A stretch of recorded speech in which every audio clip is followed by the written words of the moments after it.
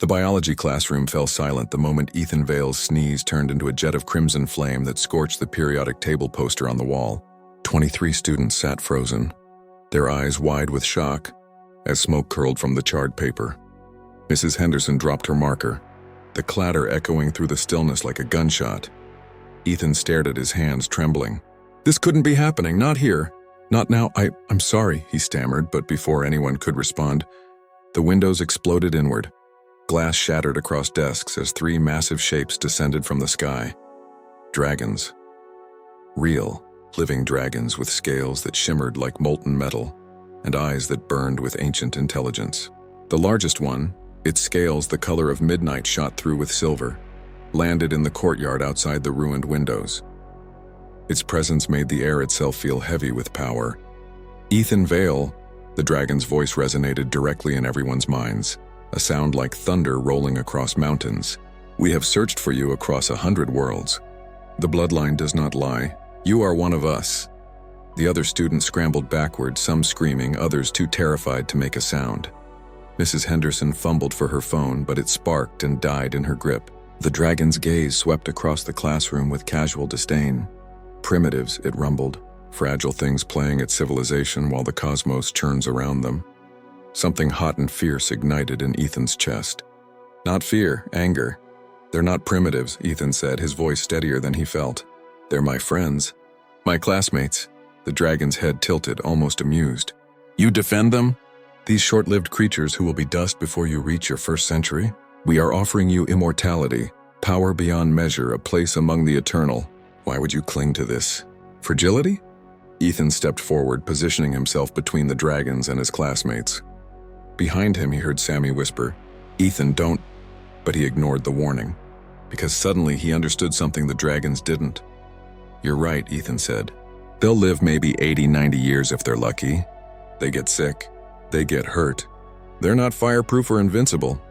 He felt heat building in his chest again, but this time he didn't fight it. "But do you know what they do with those few short years?" The dragon waited, its expression unreadable. "They build. They create.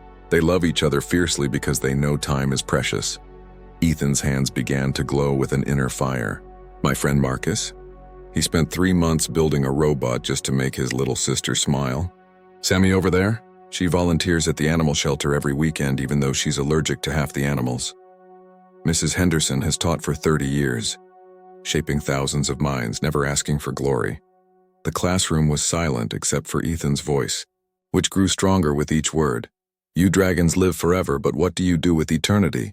You hoard treasure. You sleep for centuries. You look down on everyone else because you think being powerful makes you superior." Fire danced along Ethan's arms now, but it didn't burn. It illuminated. "Humans are fragile, yeah, but that fragility makes them brave. It makes them matter. Every single day they wake up and choose to be kind, to be curious, to keep trying even though they know the universe is vast and they're so small." The midnight dragon's eyes narrowed. "You would refuse your birthright? Refuse power?" "I'm not refusing power," Ethan said, and his voice carried a new authority that made even the dragons pause. "I'm choosing what to do with it, and I choose to stand with humans, because they taught me something you never could. That strength isn't about living forever or breathing fire. It's about what you do for others when you don't have to. It's about making your brief time matter." The second dragon, scales like burnished copper, spoke for the first time. "The boy speaks with wisdom beyond his years." "Wisdom?" The midnight dragon scoffed. "He speaks with sentiment." "With weakness? No," Ethan interrupted. "I speak with humanity. And if that makes me weak in your eyes, then I'm proud to be weak." Behind him, Sammy stood up. Then Marcus. Then others, one by one, until every student in the classroom was on their feet. They were terrified. He could see them shaking, but they stood anyway.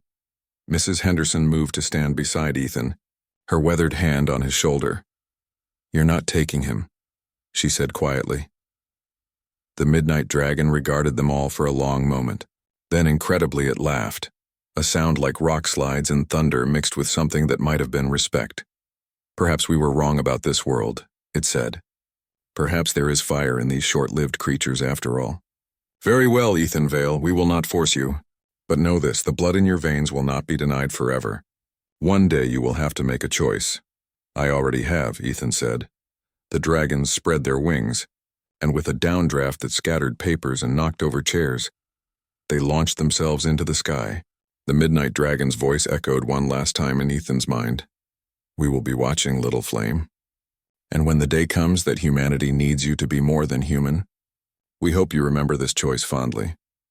Then they were gone, vanishing into the clouds like they'd never been there at all. The silence that followed was deafening. Then Sammy laughed, a slightly hysterical sound that broke the tension.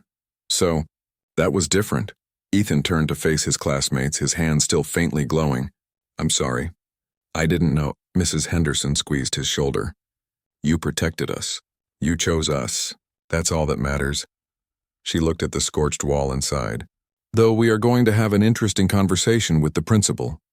As the reality of what happened began to sink in, Ethan realized something profound.